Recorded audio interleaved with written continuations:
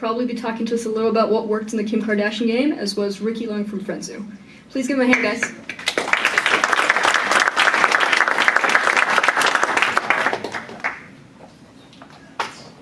First time hitting it too. Yeah. Where's the fire? That's the That doesn't appear to be on. I think it's On? Check. Yeah. just to receive one. Okay, well, why don't we start off first by giving a little bit of an introduction, who you are, where you've come from, and what you're currently doing, just so the audience gets to know you a bit better. Sure. My name is Chris Akhavan. I'm the president of publishing at Glue Mobile. So as you mentioned, you probably have heard about the Kim Kardashian game. That's ours. But we also make games like, I get really close to this thing. Games like Deer Hunter, Contract Killer, Frontline Commando, etc. I'm Ricky, and I do the analytics, the UA, marketing, so in terms of publishing and user acquisition side for Frenzu. And what we do, we make games, especially targeting the female audience. So we hope to make great games in the future. And you make games targeting the female audience that do well. Yes. I'll point out that they're female-centric games that are 3D, which is very odd. You usually see 2D or 2.5 isometric 3D, but this is full 3D. Yes, full 3D female games. So one thing that we thought about before this panel tonight was in-app purchases, as far as the strategy that's involved around that in the store, seems to be very well documented in the industry. But other potential streams of revenue, ad revenue, other things like this, the strategy is still a bit murky, and people are still discovering new methods of monetizing. I just wanted to first start off by asking, what percentage of your revenue comes from in-app purchases versus other streams of revenue? For Glue, you guys can actually tune into our earnings call tomorrow and get the latest public number, but roughly something around, depending on the quarter, 15 to 20% of our net revenue comes from advertising. And that's really a mix of, we run offer walls, video, and interstitial ads in our games. So about 15 to 20%. And the rest is entirely in-app purchases? All the rest is IAP, yeah. Yeah, same for us. We're actually looking for around 10 to 15% for our monetization side. Yeah. Okay. Another thing I want to talk about is starting with the basics, ads. What are the different performance metrics you see between the different ad types, from rich media, video, banner ads, interstitials? In Moby, I was reading their Appnomics handbook. It said that interstitials see roughly double on the Android and on Google Play. I'm just curious what you've seen. We do see higher eCPMs for interstitials, and we even see higher for videos. So we actually move forward, and we're showing more like videos as a result. For us, so I'd say for the interstitial ads, mostly what we found to be most effective are static ads promoting other apps to download, specifically other games that converted the best. When it comes to video, we mostly leverage that in a format where the user is seeking it out to earn additional currency. Again, it's an opt-in path they're taking, watching videos in that context, similar to the offer wall. But as far as what I call interruptive advertising, meaning we're going to interrupt the game with an ad, the format that's worked the best for us is just a clean interstitial promoting another game. So you mentioned advertising your own IP within the network saves you a tremendous amount on, I would assume, ad buys elsewhere? Yeah, cross-promotion is an important part of our mix as well. How big is your total network? Are you able to discuss those numbers? Yeah, the last publicly disclosed number we put out, we're reaching about 10 million daily active users currently. Okay. Actually, I'd like to share my experience with interactive ads. We actually tried out with one of our games that's been released already some time ago, and we actually put out a interruptive video ad right at the start from interstitial, like instead of interstitial. And the first few months, we actually seen like quite a lot of user feedback from the audience, but the metrics was quite solid. We were still seeing the same amount of retention, still the same amount of output. So in that sense, we actually kept the video ad running and monetized on a interruptive video from there. Okay. Let's talk a little bit about best practices. For example, in different ad implementations, I see that rotating between different ad types helps increase the engagement as well. Some developers recommend using interstitials between gameplay to kind of give a rest of the mental state for the player so that they can re-engage and continue to play longer by adding ads in. Can you talk about other best practices you see? Yeah, for us, definitely two big things is when and where do you show ads, and to whom do you show ads. So we heavily leverage segmentation when it comes to any kind of interruptive ad format. Particularly things like interstitials that are going to interrupt the user's experience. We don't show those to paying players. We keep that experience very clean and ad-free. Whereas with the interruptive ads, we tend to segment off the audience that's been playing for a while. We're pretty confident they're not going to convert into spenders. Then we'll start displaying ads, and even to that audience, we only show ads at points where I could call it kind of a natural break in gameplay. So it's not, not the first thing you see when you open up the game. It's say when you complete a level, complete some kind of meaningful interaction, which presents a natural pause and a good opportunity to show an ad. On top of that, we actually segment our new users and our playing users. So if a new user comes in, we actually don't show any ads. And also, on top of that, we don't show any ads within the first 15 minutes or when the tutorial, when they're in the tutorial funnel, so that we can get actual the best user experience for them straight off. 15 minutes? Our first 15-minute sessions and also the tutorial funnel. It seems like a pretty significant amount of time before they see an ad. Do you have the same? Oh, that's only for new users though. Yeah, for new users? I won't talk about specifics, but what I'll say is we've done countless experiments on how frequently and how often to show ads to users. And I would say there's generally a bit too much paranoia that showing ads is going to harm retention. What we found consistently is that dialing up ads, generally users are okay with it as long as you're doing it in a non-obnoxious way. We've been able to dial up ads in many games and seen no impact to in-app purchase monetization, to retention. And I think it's come to be something that users expect to be part of a free-to-play experience. And again, as long as you're introducing ads in locations that are non-disruptive, we found that users are actually pretty accepting. What about different App Store behavior? Do you see different reactions between Google Play versus iOS, both in different ad types and just overall? Oh, we do see higher eCPMs within from iOS users, but they seem to be affecting our retention slightly a bit more in that sense compared to Android users. Really? What about click-through rates? You see a difference? Lower click-through rate on iOS. Lower click-through rate, but higher eCPM. One of the biggest differences we see is simply the incentivized install piece. Because that is allowed on Android, we generally see more revenue from something like an offer wall, which on the Google Play side, it's going to have a lot of incentivized app install offers on there. On the iOS side, it's going to have more kind of high friction offers. So as a result, you see better performance on an offer wall ad unit on Google Play. So let's move beyond ads. I feel like we spent half the time there. How else do you monetize? Sponsorships, tournaments? I also noticed in Moby's clip they had a little mini game prior to the install. What do you guys do? We actually did a reskin. We actually partnered with Teen Vogue, and we did a reskin. They sponsored us to do a reskin for the game. And one of the challenges working with a big brand is they have a lot of brand limitations. There's not much flexibility. We have to get implementing a new game feature. We got to go through the long series of approvals. But there is advantages working with our brands. They have a higher retention. We can get a lot better interstitial click-through rates with them as well from user acquisition side. Go ahead. Another revenue opportunity for us that I'd say is worth exploring is licensing your game out in other countries. So that's particularly hot right now in China. A lot of big publishers there are willing to pay you potentially some upfront amount to license your game and distribute it across the Chinese Android ecosystem. Similar opportunities exist in markets like Korea.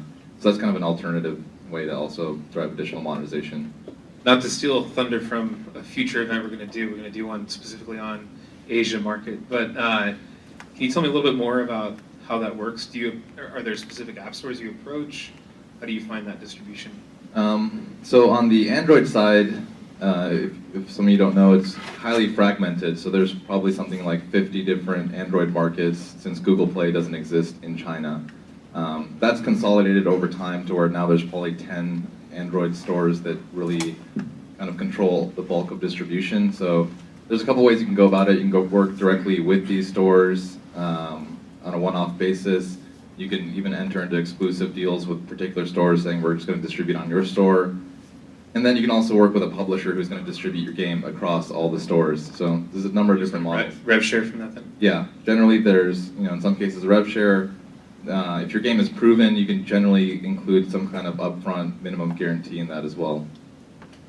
And I know you guys at Frenzy, you're located in China, but your game is predominant here in the US. Do you have any distribution in Asia?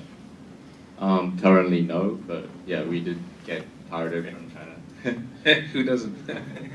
Are there any specific tools, you mentioned earlier, Ricky, working directly with brands. Are there any tools or companies that you would recommend looking at for implementing those brand implementations outside of ads?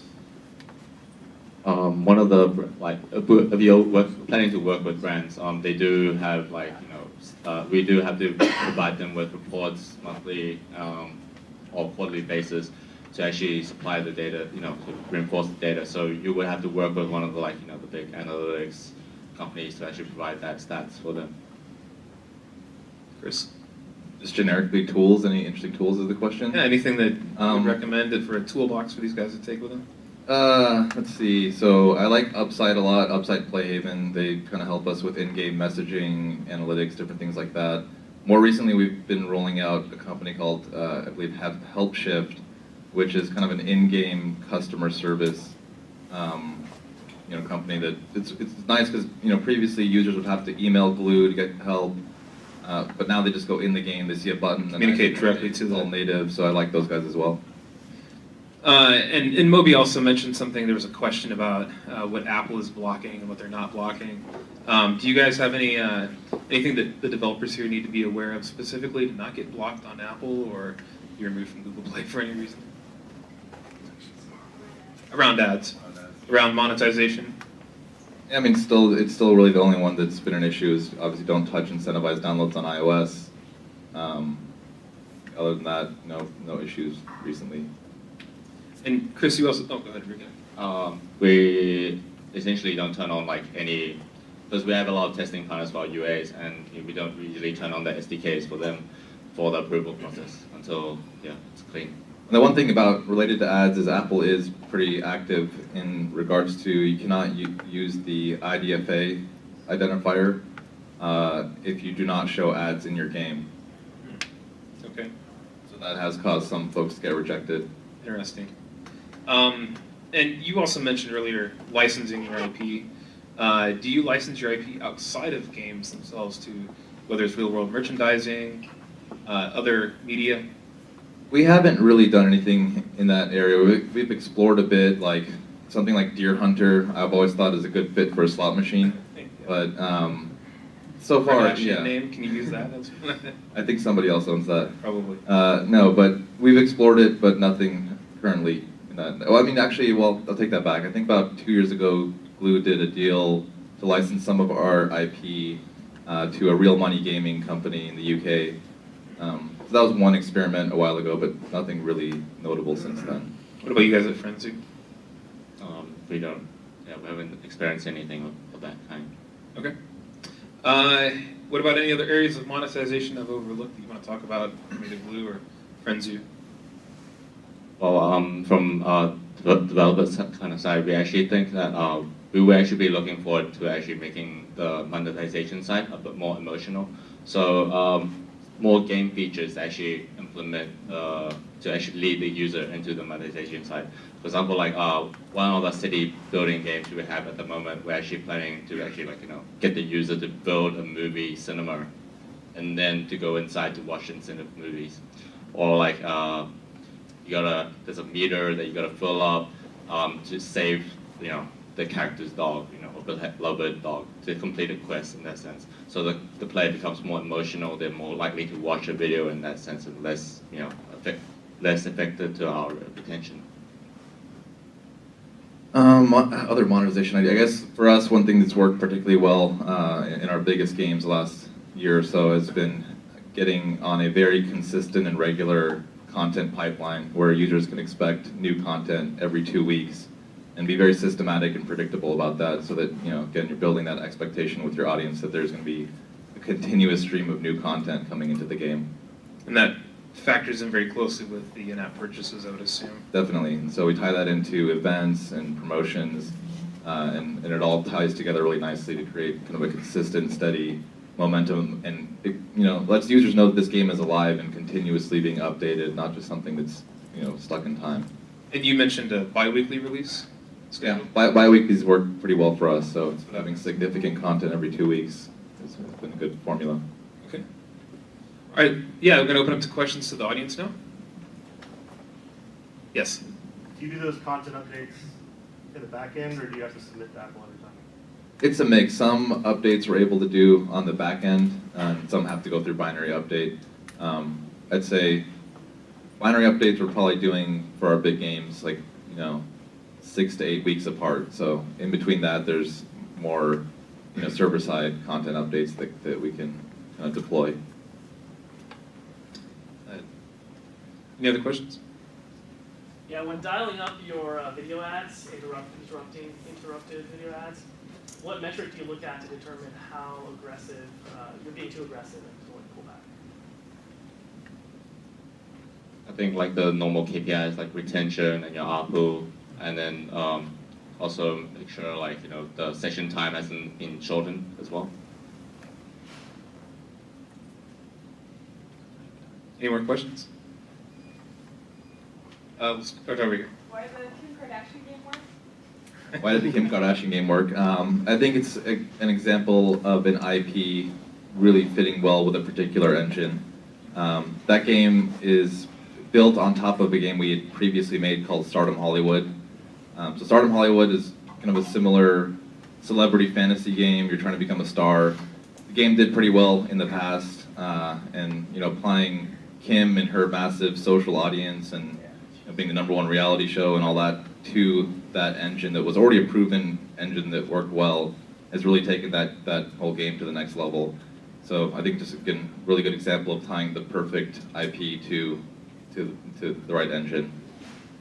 There was a question over here first. I was just wondering how you guys how do you test your KPIs when you're testing different things, like how often you do videos? Like, do you use an A/B testing service like Swerve or Lean Plum, or did you build that on your own in the back end? Yeah, we do A/B testing for all our games. And you built that yourself? Yes, in-house. You have your own custom in-house A/B testing and glue? Yeah, same for us.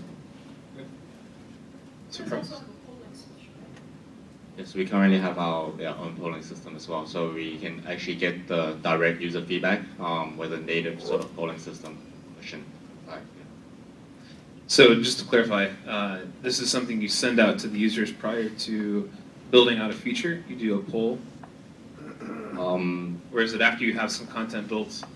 It could be work both ways. It could be work both ways. So we implement a feature, we can ask the user how they feel like it, how they could improve, and most of the users, especially in the beta phase, they love to give their feedback. They love to feel like they're the game designer of the game. And Jeremy, you had a question? You mentioned the overall revenue, I think, to ads was somewhere around 15 to 20%. To be revealed in earnings calls. Can you be more specific about how that varies from title to title on cross categories, core versus casual, maybe versus meta? So yeah, Kardashian. for those who can't hear, he's asking about more specific demographic information on the breakdown of ad revenue versus in-app purchase revenue. Yeah, so if you look across our portfolio, we have games that I'd call more hardcore that they monetize more on the in-app purchase side, but they reach a smaller audience. So that's a game like Eternity Wars, which is an action RPG, and a game like that will see much lower contribution from ads than say a game like Deer Hunter, which is much higher DAU title. Another big factor is the countries that our games appeal to. So games like Deer Hunter that are very North America centric do much better with ads, just given that ad demand is highest in markets like the US and UK. Whereas some of our other titles, if they're appealing more in countries across Asia or different markets where you don't quite have the same robust level of ad demand, they might not see as much of their revenue coming from advertising. And then as far as male-female, we don't see a huge difference if a game skews male or female in terms of ad contribution. I'd say it's mostly a factor of, is it a low DAU, high monetizing game or a high DAU game? The other big factor is what countries are the biggest countries for that particular game. I have a quick question for you. You still have some non-free-to-play games, right? I think somewhere in the App Store, but they're sold at this point, yeah. Well, then maybe my question is irrelevant. I was going to ask, do you have ads in those games? No, I don't think in the really old paid games that Glue has in the store, there's no ads in those games. But like, I mean, the last paid game Glue put out was probably 3+ years ago. Oh, wow, okay. Yeah. So you still just support them, but nothing. There's there, yeah. Any other questions? Okay. Yeah. Nice, easy as You guys got off. Oh, okay. Go on. Question around competitive ads and blacklisting. I don't know, not a direct question per se, but do you blacklist your competitors? Do you allow them to be whitelisted at a certain point? How do you handle that? So this is in cross-promoting other games for download and install in your game? Is that what you're asking? Yeah, any ad that you Do show you- within your game, potentially if you're not doing any blacklisting, could be your competitor's ad. So how do you handle that?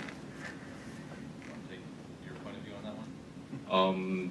It will really depend on what stage the game is at. So, I mean, if it was actually, we're doing a bursting campaign or we're actually starting to do some UA for it, then we would be most likely show our in-house ads to, like, strengthen our cross-promotion.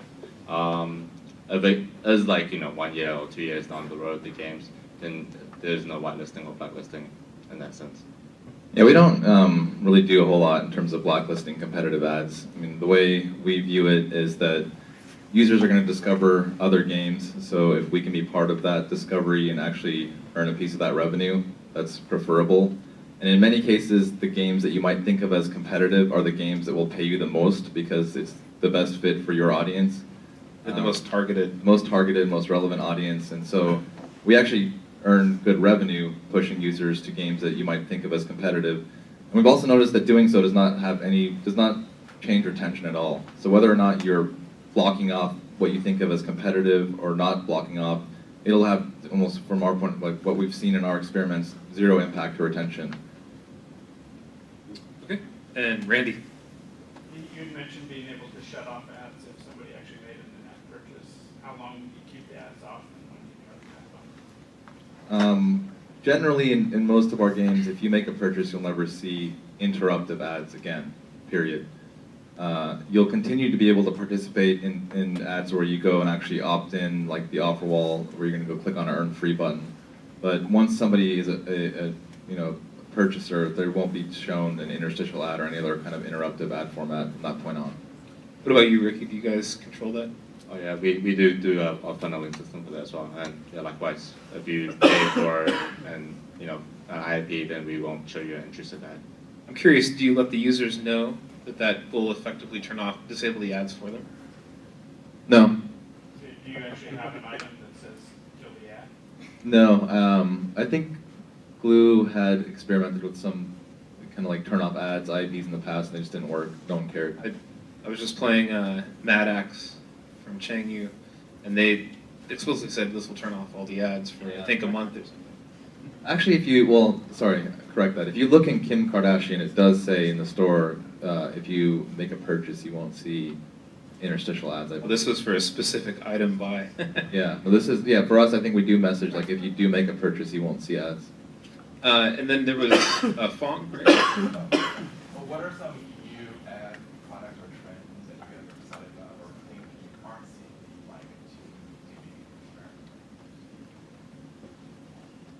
experiment? A little bit from Hila. We're actually planning to actually work with Amazon with the real merchandise products.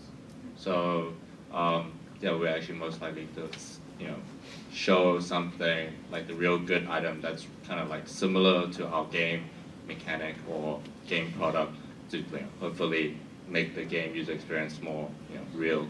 Interesting. So for those of you that aren't familiar with Style Me Girl, for example, it's a 3D doll that you can decorate, not a doll, but avatar. And so if you like a dress, you can click on that and then go to the Amazon store and buy that dress, for example. Yeah, hopefully we're going on that path. And get an affiliate fee from Amazon then. Yeah. Chris? For me, I'd like to see more in the way of local ads. I still think that there hasn't been enough development in that space. So, you think about it with something like a rewarded ad, it'd be awesome to start seeing things where someone got an incentive to go to the store down the corner and buy a cup of coffee or whatever it is. I have to imagine that there's pretty big demand if the right solution shows up to really, open up local advertising. I'm imagining in China it might be really interesting to link to Alibaba. They have an affiliate fee, it's all ad driven anyway. Yeah. Okay, over here. Yeah, how frequently are you using ad networks to serve up your own ads of virtual goods or to promote your other portfolio products? So how often are they using, say, an Mobi versus their own internal system? No, using something like, say, Playhaven, you could serve an interstitial that's actually promoting your own stuff. So Playhaven versus an ad network. Yeah, not specifically Playhaven, but I'm just using an example of how to use that to promote your own content in your own portfolio. Okay.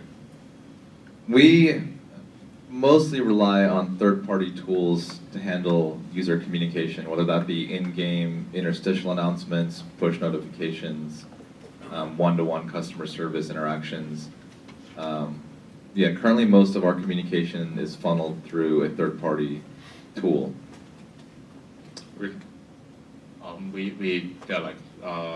We mentioned earlier, we do have PoJoy, so that is one of our user feedback system.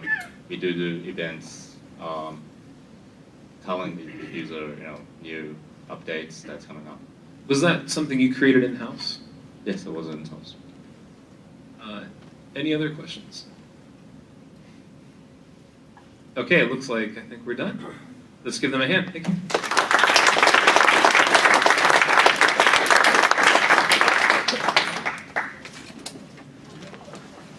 We will be announcing our next event soon. We plan on doing one here roughly once a month, towards the end of the month, depending on if there's Thanksgiving, we'll try to do it a little more mid-month. But get used to this location for the rest of the year for these monthly events, and there's more wine left. Enjoy. Thank you.